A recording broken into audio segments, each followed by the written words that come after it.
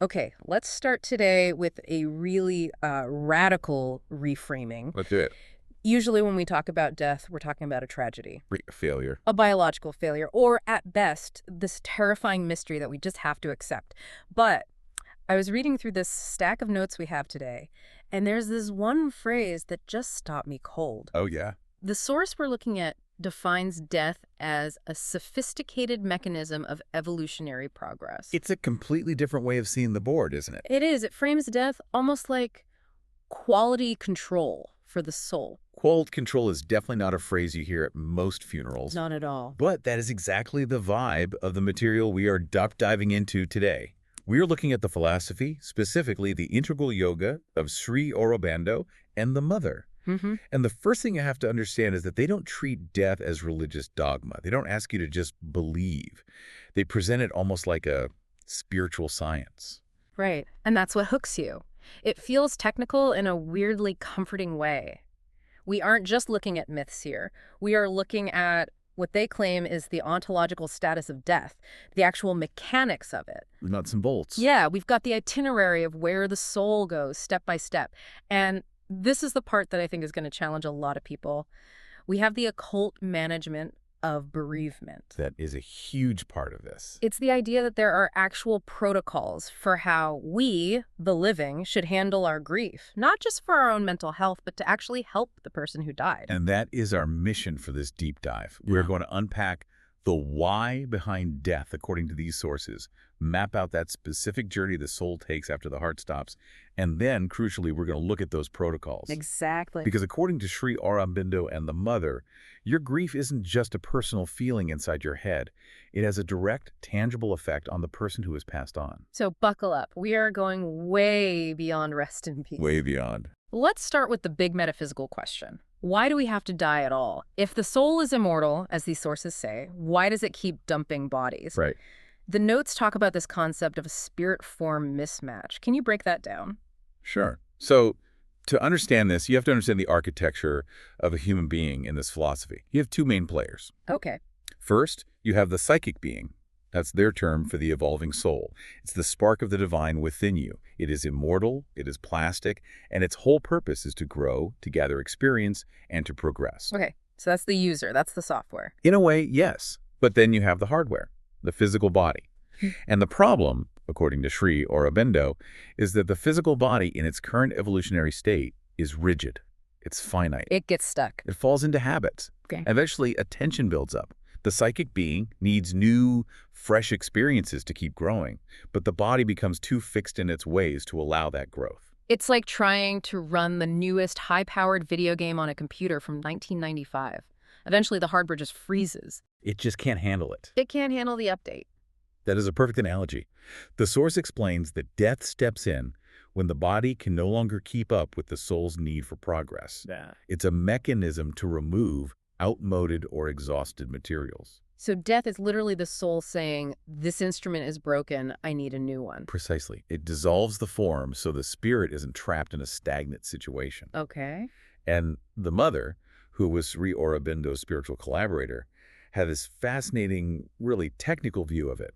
She described death as a loss of centralization in the cellular consciousness. I marked that section because it sounded so scientific.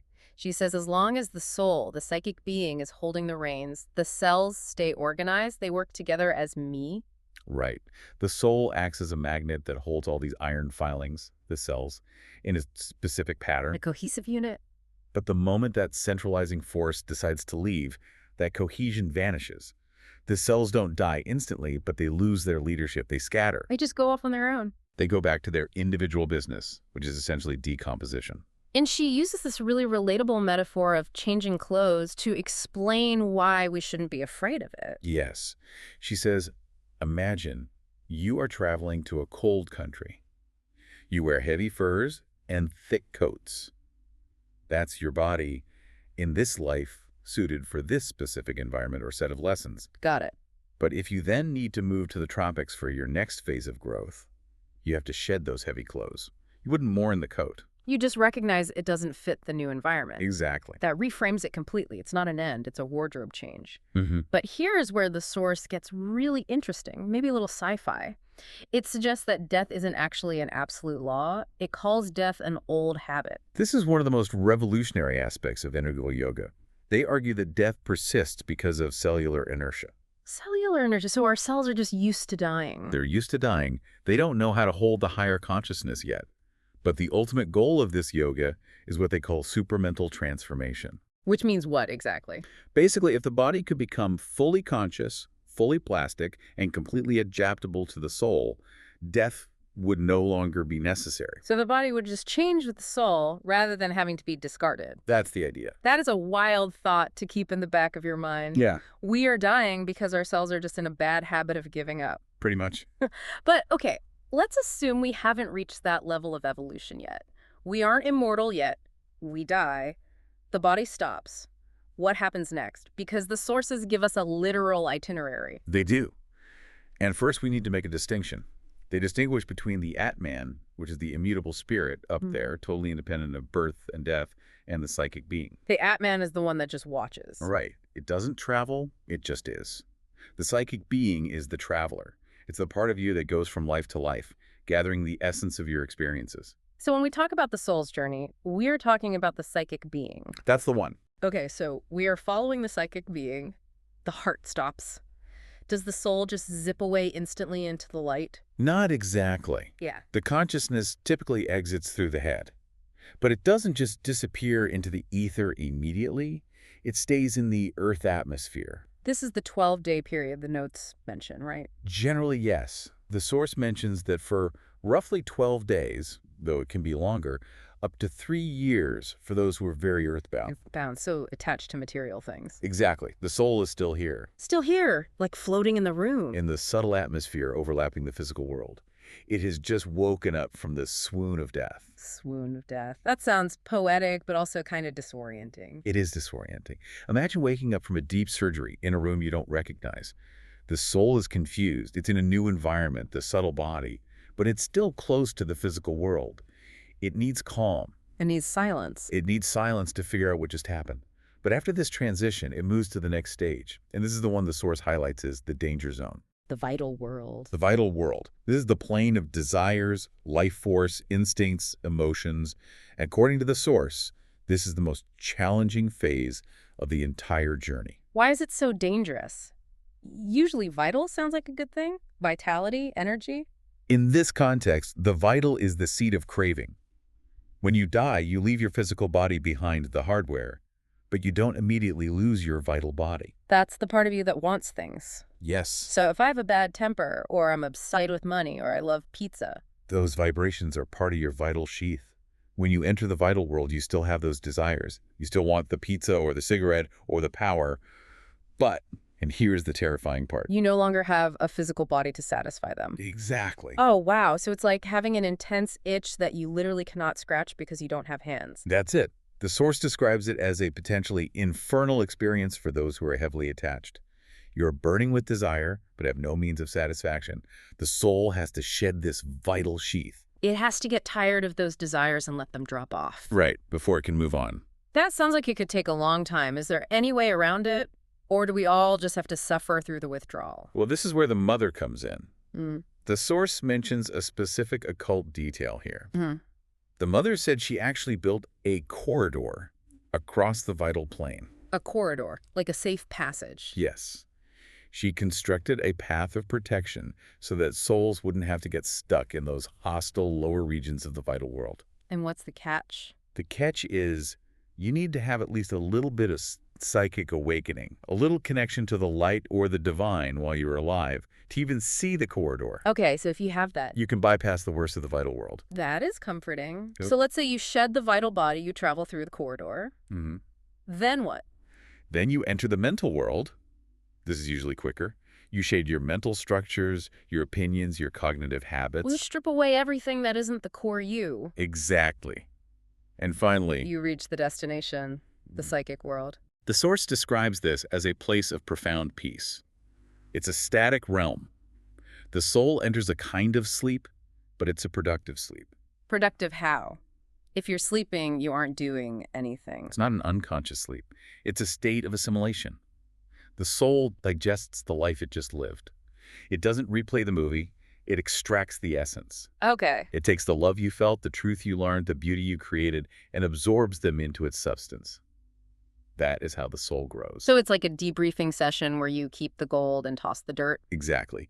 It stays there until it's rested and ready to choose a new birth, a new set of parents, and a new adventure to learn something new. It really makes death sound like a very structured, purposeful process. It's not random chaos. Not at all. But this brings us to the part that I found the most impactful for us, the people left behind, the science of bereavement. This is critical. And it is also where the integral yoga view is very counterintuitive. Yeah, let's just say it. The source basically says, stop crying. In a way, yes. It gives a strong warning against what we would call conventional grief. Loud weeping, intense mourning, pulling your hair out, brooding over the loss. Which feels harsh, right? I mean, we're taught that letting it all out is healthy. Why do they say it's bad? Is it just about having a stiff upper lip? No, it's not about social appearances. It's about the mechanics of energy. Remember that 12-day period we talked about? Remember the struggle in the vital world. The source explains that grief acts like emotional gravity. Emotional gravity. When you are screaming or obsessively missing them or thinking, I can't live without you, you are sending out a massive wave of energy. Okay. That energy hits the departed soul and acts as a repeated pull. It anchors them to the earth atmosphere. It makes it incredibly difficult for them to move on to the peace of the psychic world. So by holding on so tight, we're actually trapping them. Yes, we are delaying their journey. The source suggests that a lot of what we call true sorrow is actually the ego. What do you mean? It's the ego's frustration that it has lost contact. I can't touch them. I can't hear them. It's not necessarily love for the other person. It's pain for oneself. That is a tough pill to swallow, but I can see the logic if you accept the premise. So what is the protocol? If my friend dies and I want to help them, not hinder them, what do? Do I just suppress the feeling? No, suppression is dangerous too. The recommended protocol is to create an atmosphere of peace. Okay. The source says the best gift you can give the departed is silence and calm. So instead of suppression, it's transformation. Exactly. You surrender the sorrow. Instead of wallowing in it, you offer it to the divine. You say, take this pain. And instead of gripping grief, You focus on concentrated love. what does that look like? It's a love that is calm, steady, and selfless. You send them love without the pull of wanting them back. You wish them a safe journey. This maintains a connection because true love connects souls, but it doesn't chain them to earth. There was a specific instruction for those first 12 days, too. I thought this was really practical. It said every time a memory of the person pops into your head, you immediately offer it to the mother or to the divine. Don't dwell on the memory and start crying. Just catch the memory, offer it up, and imagine it being wrapped in peace. And what does that do? The source says this acts as a powerful dose of peace for the traveling soul.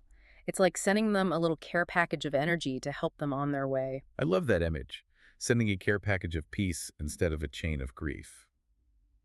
Now, we have to talk about the physical side of things, logistics, bodies, funerals. Right. Because the source has some very specific things to say about how we handle the remains. This connects back to that spirit of the form we mentioned earlier. Right, distinguish that for us. We have the psychic being, the soul, but what is the spirit of the form? Think of it as the elemental consciousness that lingers in the cells. Even after the soul leaves, the body isn't totally empty immediately. It's like that. Yeah. If you turn off a car engine, the heat remains for a while.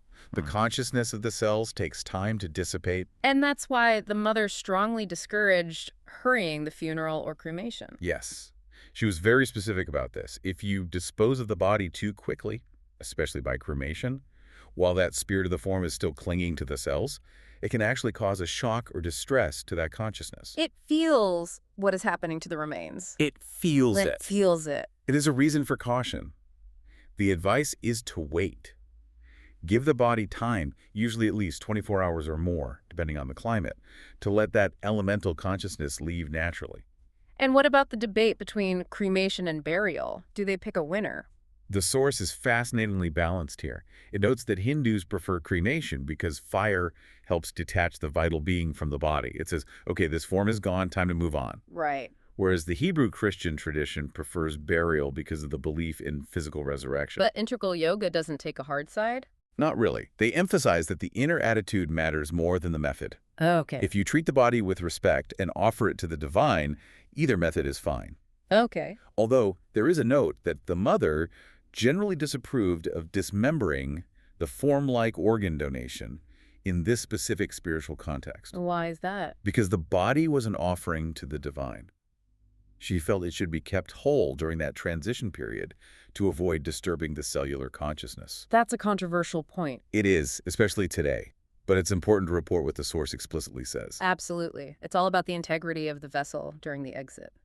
Now, before we wrap up, we have to touch on the hardest topic. Tragedy, sudden death, children. This is where the philosophy is perhaps most challenging, but also most hopeful. When a child dies or someone is taken in a violent accident, we call it a tragedy. We say it's unfair. Right, it feels random and cruel. The source argues it is never random. These are choices made by the soul. How could a soul choose to die as a child? That makes no sense to our human brain. The source explains that a soul might only need a trace of experience. A trace. Maybe it just needed to experience birth or a few years of a specific kind of love to complete a part of its development. Once that trace is gathered, staying longer would be a waste of time for that specific soul. So it leaves to start a new cycle. In a spiritual sense, it's sufficient, yes. Or the body wasn't strong enough to hold the power the soul wanted to bring down, so it shattered. And what about sudden or violent deaths? The source reframes them as a turning point. A turning point. Sometimes the soul gets stuck in a rut.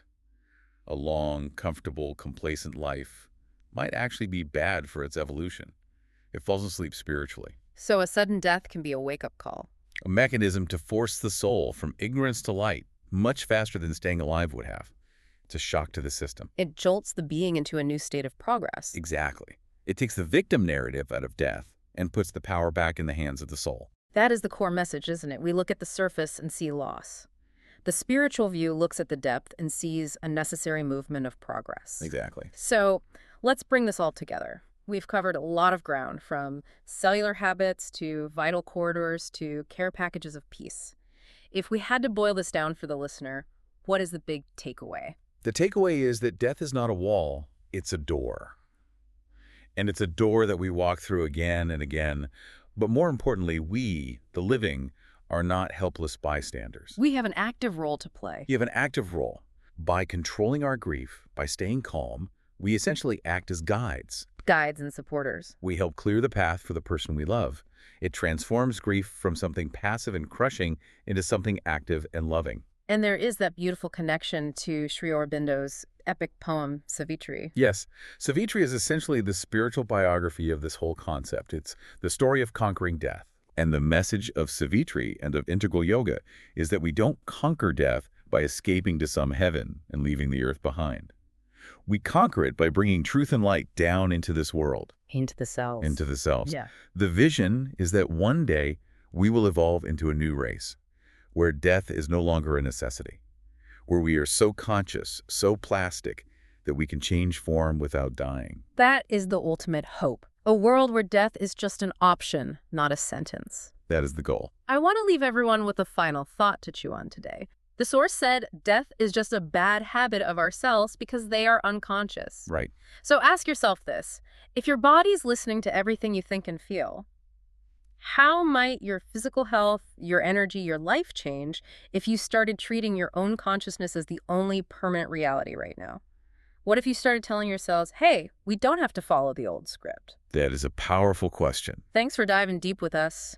We'll see you in the next one.